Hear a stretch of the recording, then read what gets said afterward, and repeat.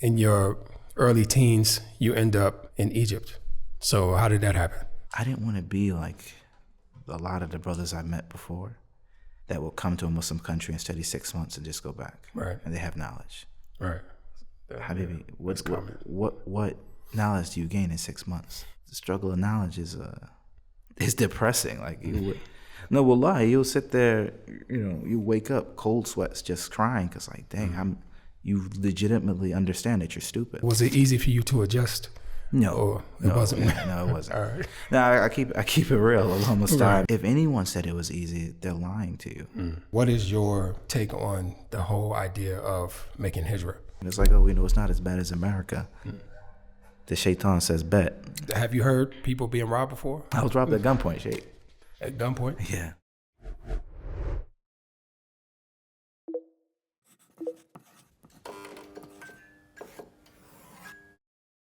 Get your copy of the Hijrah Handbook at book.makehijrah.com. Assalamu alaikum wa rahmatullahi wa barakatuh, and welcome to another episode of the Make Hijrah podcast. In today's episode, we'll be talking to our brother Fahim Ibn Ismail from New York City. Fahim is a student at Al-Azhar University, and he's been in Egypt for over 10 years. All right, bro, so tell us a little bit about your background. Alhamdulillah, my father, rahimahullah, he accepted Islam in the 60s, in the 70s, and my grandfather, my mother's father that is, accepted Islam in the 60s, back in State Street Masjid, Sheikh Dawood. My father in the 70s in Harlem. So alhamdulillah, I was born and raised Muslim. MashaAllah. And my father, rahimahullah, back in the 80s, one of the first black people to work in New York Times. And from there, this is what he gathered from ilm, from knowledge. He was able to become an imam there in New York and then later in Virginia, where we essentially moved when I was a couple of months. So was he a transition from the nation to? No, he's straight Sunday Islam. Both my father and my grandfather. MashaAllah. How? What was the influence? In terms of my grandfather, rahimahullah, the story I heard is that he was in Korea, then he was in Germany. He came back from Germany. Young Dominican, he just liked to grow his beard out.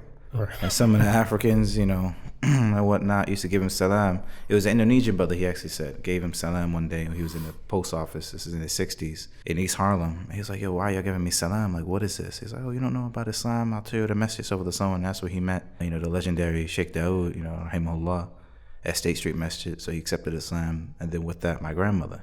So he was straight to, Sunni Islam, actual Islam, that is. And then my father, rahimahullah, in the 70s, unfortunately, he passed away when I was 8, so a lot of the questions I wanted to ask him, I couldn't. But I know he accepted Islam in Harlem at the masjid on, what is that, 112? So while there's nation presence, not really at that time, because you have the Al-Hajj Malik Shabazz masjid right there on 116, so there's not much nation presence. So alhamdulillah, he's straight into actual Islam, alhamdulillah. All right, so you just mentioned Sheikh Dawood. Who is that? For those of us that don't know. Sheikh Dawood, at least from what I know of history, is one of the first, one of the first imams that built a masjid there in New York, a State Street, which is not too far from Atlantic Avenue in Brooklyn. Right. He got off the brothers, the Muslims and immigrants and whatever from the shipyard to come and congregate in a masjid there in State Street. It's called the State Street Masjid, and now it's called, in respect to him, rahimahullah, Masjid Dawood. All right, so you grew up in a Muslim family. So Islam is not strange to you, or you didn't convert later in life. So in your early teens, you end up in Egypt. So how did that happen? Well, it was a decision from my mother and my former stepfather, essentially, alhamdulillah. Or they decided that they wanted to go to Egypt. And something I know my father, rahimahullah, wanted to do is he sent my brothers before to different Muslim countries. I had brothers who were sent to Morocco and brothers who were sent to Senegal to study. And, they memorized the Quran and so forth and so on. So it was a goal. Mashallah. So was it easy for you to adjust? No, it wasn't. No, it wasn't. All right. No, I keep it real almost time because, you had that idea. You had that. At least I did as a kid. My father, rahimahullah, he would listen to a lot of Egyptian reciters. So there was Husri, that was Hudayf, that was Husri, that was Minshawi, that was Ahmed Nu'ayna, Muhammad, Mustafa Ismail. So we had this love, essentially this mental image that I conjured up that Egypt was just perfect, so for the so on, and it's a Muslim country, and people have flaws. Right. Allah Musta'an. So that really, really actually hurt me when I was 15, 16, because it was hard to really come over that step that people are people essentially, and not as perfect as I thought it would be. Right. So what type of hardship did you face when you came to Egypt? Just general. It all had to stem from my misinterpretation, my false sense of security. Like it's going to be so much better than America. It's just so perfect. It's a Muslim country. You hear the adhan outside. You're not going to get robbed. Oh no, I got robbed. You're not going to get cheated. I mean, you got cheated for sure. That's all you do. That's all they do half the time. You definitely got cheated. You're not going to be cussed out for no reason. That's going to happen. You're not going to experience racism. It's just adi. It's just normal. Almost time. It took me a while to get over that. To essentially accept it. Now people are just people. Almost time. Right. Unfortunately, alhamdulillah, I still love Egypt. I love being here, but it took me a while to get over that. So, what parts of Egypt? Where did you start? You started in Cairo, or no? We started in Alexandria, in Mandara, Qibli, which is not too far from the park, Muntazah, the main palace, the famous palace there, Muntazah Park. We were there for almost a year, and then we came to Cairo in 2014. So that was 2013 we arrived, and we came to Cairo in 2014, astaghfirullah. Did you find those same problems in different parts of Egypt, or was it mainly Cairo? Yeah, I would say Cairo's probably, for lack of better words, the effort is exacerbated, like it's worse. But it was everywhere, essentially, of course. So even Alex? Yeah, even Alex, you had the same problem, so for the same. To get your consultation from people on the ground in the Muslim world, go to consultation.makehijrah.com. Some of us make the mistake of not understanding where we're going. We end up choosing the wrong places to stay, the wrong areas to live. Do you think that was part of the reason why you felt these problems? Or it's just everywhere, no matter where you go? Allah Musta'an. I think it's kind of a mixture of both. Because remember, Sheikh, we were living there with you guys over there in the hood, in the ghetto. Right. Alhamdulillah. And I still go there. It's not like it's too bad. Obviously, that is where I did get robbed. So Allah Musta'an. One of the biggest struggles also has to do with just having a stable income, stable money. So it was easier and cheaper just to live over there instead of trying to venture out to maybe I say a more safer area. Right. And then unfortunately, in retrospect, those safer areas are usually farther away from the classes, from the Marakis, from Azhar, from the Quran classes, whatever it may be. Right. So that's the caveat, unfortunately. You mentioned robbed. Robbed. What do you mean by robbed? I was robbed at gunpoint, Sheikh. At gunpoint? Yeah. I was going to Al-Azhar early morning with nobody. Like, it was just me. And you remember the Masjid Masrawi? Remember it was a big dirt lot. Right. You're talking about the open field? Yeah, open field. There's a whole school there now. Okay. Mm-hmm. So I was by myself, Allah Musta'an, and some guys came in the dirt lot off their motorcycle, jumped off, put a gun to my chest, was like, yeah, run them pockets, essentially, in Arabic. And I thought it was a joke because Egyptians, they have a very weird, sick, dark, humor. It's sickening sometimes. So I thought it was a joke until they legit started reaching in my pockets and so forth and so on. Alhamdulillah, I didn't carry much. They just were able to steal my phone, and I had my phone and my mushaf on me, so it was nothing in. Right. I had 10 guinea. So they took my phone. They were like, this is it. I'm like, yeah. they hopped back on their motorcycle and rode off. So I've never heard of a situation like that before, man. What type of gun was it? Was it a rifle or something? Or no, it was it was a pistol, like one of those. It was, I think it may have been a revolver, to be honest. Like it was old schooly, yani. Yeah. When was this, by the way? This was 2016-ish. So ending of 2015, 2016. It was the winter of either 2015 or 2016. I can't recall. Right. So it was after the revolution and all that stuff. Yeah, of course. I Right. came much after the revolution. So. I mean, what did you think about that? I mean, I'm sure that's not. Have you heard people being robbed before? Yeah, but it's usually pickpockets. So this is the first time you heard it? I mean, At that time, yeah, it was the first time it had happened to me. right. And I mean, even in America, it's not like we live Section 8. We did projects that never had happened to me. So Man, that is really strange. That's strange. When you say robbed, I'm thinking like, oh, okay, somebody came and pickpocketed you or something. No. Yeah, Allah Musta'an. It's a unique story, but it happens, Allah Musta'an. I don't know, bro. That area in particular, behind it is the Arbawa Nus, where people are scared, even Egyptians scared to go back there. We live back there. Yeah. But usually that front part is where they would come to do something like that. They rob you and then go back there, But when you live back there, you tend to be safe. It sounds weird, but that's how it was. They wouldn't mess with people in the area. Yeah, no, it was a weird day, to be honest, because Allah Musta'an, it was just me on that dirt lot. Like, it was strange. All the brothers who take the same bus, right, to go to Al-Azhar or whatnot, were behind me.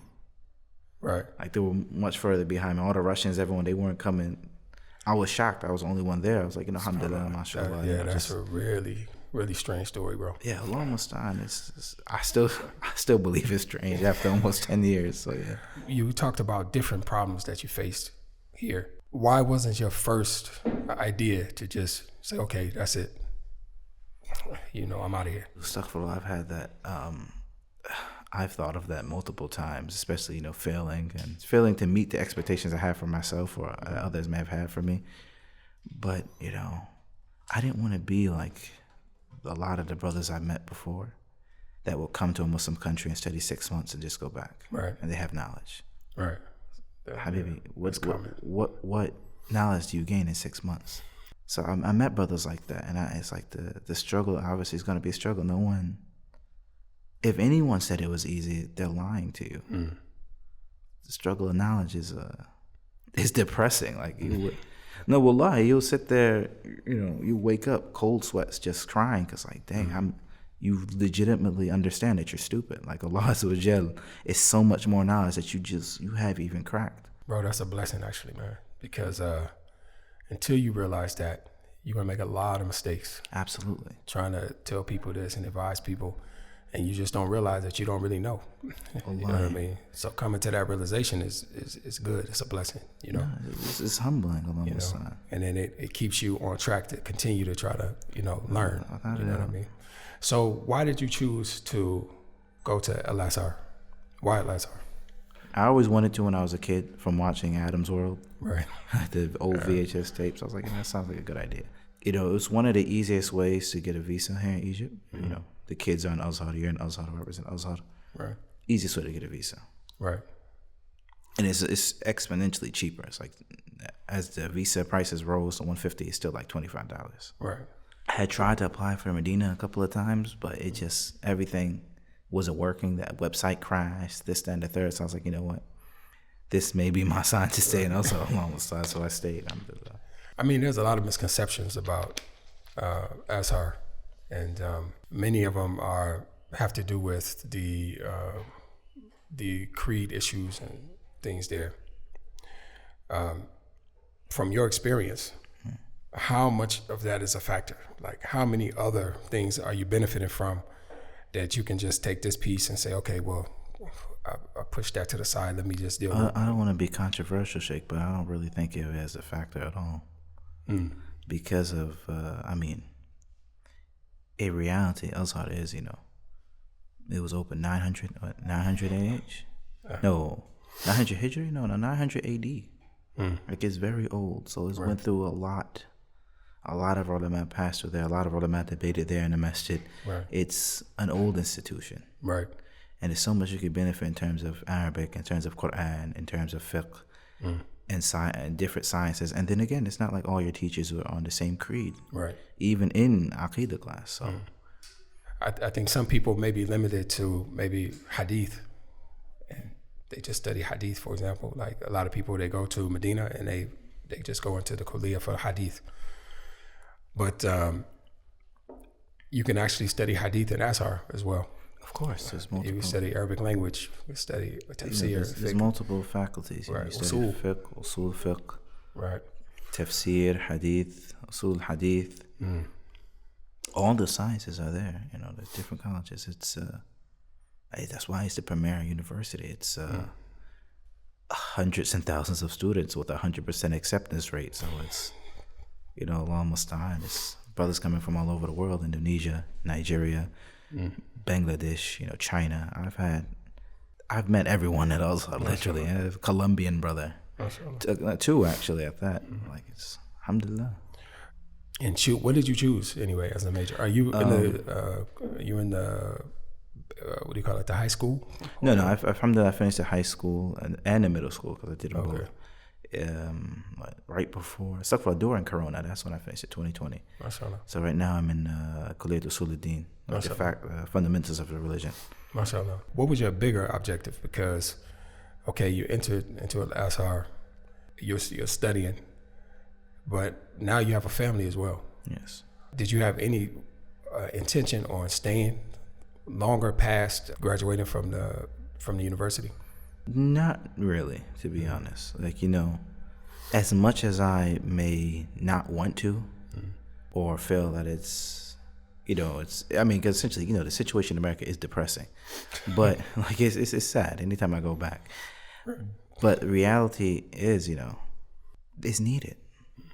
Someone that is, that even basics, someone just knows how to recite Quran properly. Someone knows tajweed, basic fiqh, basic mustalah of hadith, just the basics, the fundamentals.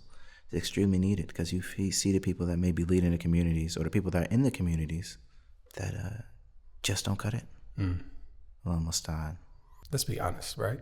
Today's time, you can go online, you can start some type of center or something like that, have people register for your center, teach on board, like teach on distance. Why put yourself or your family in a situation where we know, and there's very few people that will argue that it's filthy. You go there and it's just filthy.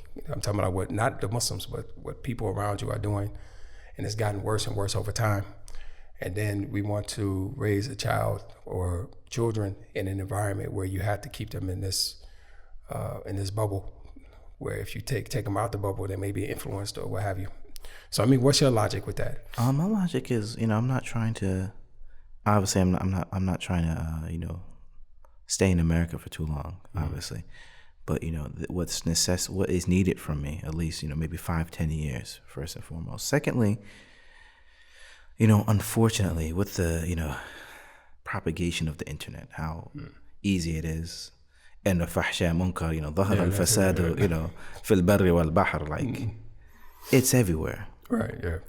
So even if you are in a Muslim country, and it's like, it's not as bad as America. The shaitan says bet. There's so much, and I've seen it personally, and I know brothers and sisters that fell into whatever it may be here in Egypt. It's not like it's impossible to find drugs. It's not like it's impossible to find weed, and it's not like it's impossible, to find females or males. Whatever. It's apparent. It's there. Right. Obviously, it's harder. Right. It's not as acceptable as in America. Like if you get pregnant out of wedlock, no one's gonna sit here and accept it. It's like it's odd. Let's go to the hospital and celebrate. No. Right. You're gonna be shunned. Right. But it's still possible. It still happens. Right. Along this time. Yeah.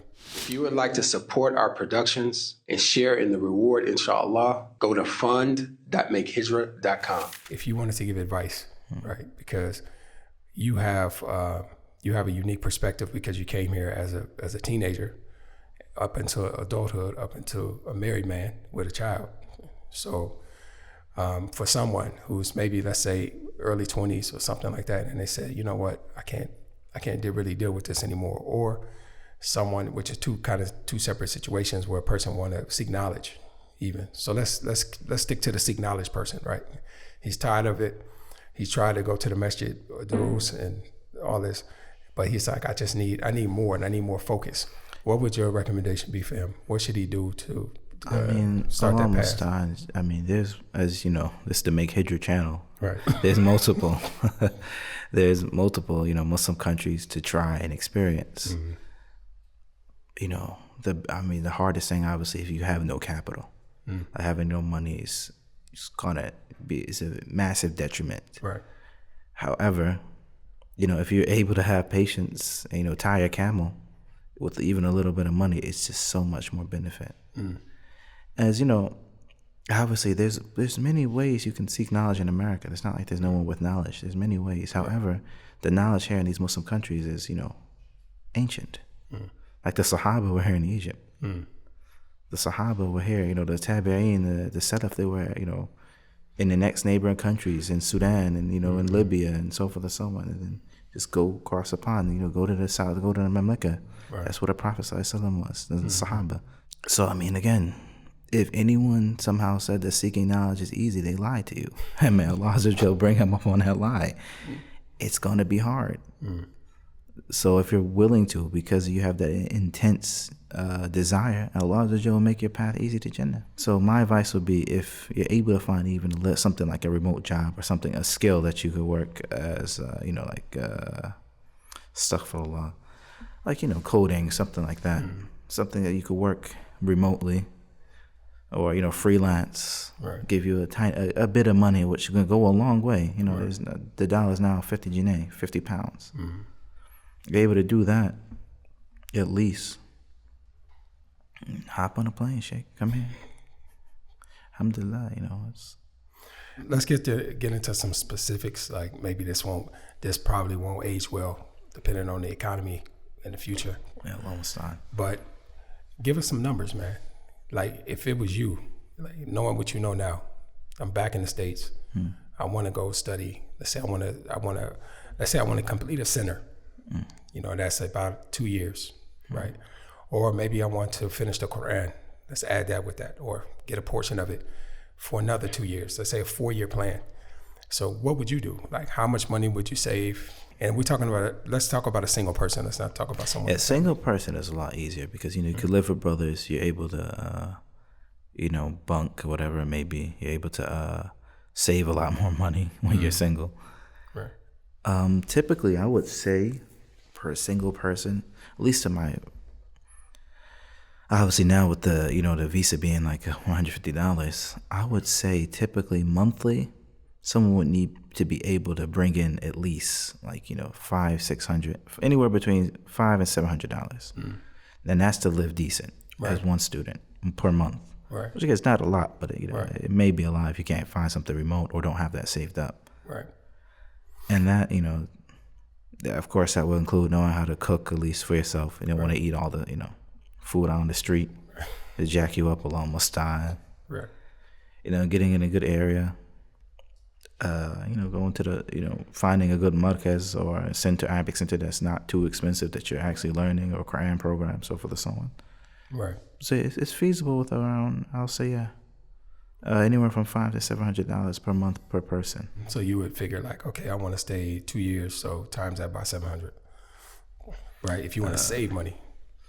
So 700 times 24. All right. Yeah. I don't know what that is right now, but should he have that saved? I guess that's the point. Or should you say, okay, let me get this remote thing? I wouldn't say to have it. I'll say you can have maybe half of that saved. But what's more reliable is if you're able to have it steadily come in. Like you're able to steadily have anywhere from $500 to $700 per month come in. Right. Yeah. Well, let me ask you this, man. What is your take on the whole idea of making hijrah? I'd like to get your perspective coming from somebody that was basically, were you forced to come here, or you could have stayed behind? No, I didn't. I wouldn't say I was forced, but it's not like I really had a choice at the same time. Yeah, I think so. Right. So somebody saying, okay, we're going to Egypt, right? Versus you deciding that you want to come to Egypt. Or any place in the Muslim world that you want to live in the Muslim world. What is your perspective by living here, living there, visiting back in the States, coming here? Where would you rather live long term? And I'm not talking about Egypt. I'm just speaking in general in a Muslim country, or I think the obvious answer is a Muslim country, like is without a doubt. Right. I would say though, however, my opinions on Hijrah have to do with the reality. Like, can you actually practice your religion into fullest capacity in your country? In America, you can. In England, you can. In France, maybe. Yeah, definitely not. If you have to force yourself and you're not comfortable with it, that usually a lot of times into people having hate in their heart for the Muslim countries and Muslims in general because they just hopped on the train, lost money, because it's just not like it's easy. It's adjustment. It's a whole different culture, whole different language a lot of times. It's not easy. So I would say if you're content about leaving everything you have in America behind, content about, leaving your old life and coming back, coming to a Muslim country, yeah, alhamdulillah. If you're not content with that, you have to force yourself with it, and then you don't, may not end up liking it or loving it or enjoying it, doesn't make you a fasiq. I've seen brothers make that argument, like, no, it's like, it's human nature. It's, right. You were in America, your family was in America, everyone was there for years. That is your culture. You're just not having that anymore. It's a cultural shock. It's gonna hurt. It's gonna be something you have to be accustomed to or get accustomed to. Allah musta'an. Did you feel that when you came? I'll say in a way. When I definitely at the beginning, yeah. Alhamdulillah, there was me and my brother were outgoing, so we met a lot of different brothers from different backgrounds. The French, all the French brothers, Alexandria, Germans, Russians. I had a good brother from Burundi, good friend of mine. Like, random countries you meet. Either we came to Cairo, had a ton of Uyghur friends, may Al-Azhar, save them. They give them success. So, you meet different cultures, and, that because of that definitely made it easier to stay in Egypt. So, alhamdulillah, I think besides that, if you seclude yourself, like a lot of brothers do, seclude themselves from everyone and maybe just a few brothers they know, so forth and so on, it gets harder. Because you start to miss maybe the community that you had back in America. Because you're not going to have that. You don't have that community here, obviously. It's not like back home, you go to the masjid, there's a fundraiser, there's, you go play ball with the brothers here, the sisters have this. And a lot of times it's not there. You have to honestly make it sometimes from the scratch. Right. Or build those bridges, from scratch that you may not, that may be difficult for a lot of people. Not everyone is so super social. Right. Almost time. Right.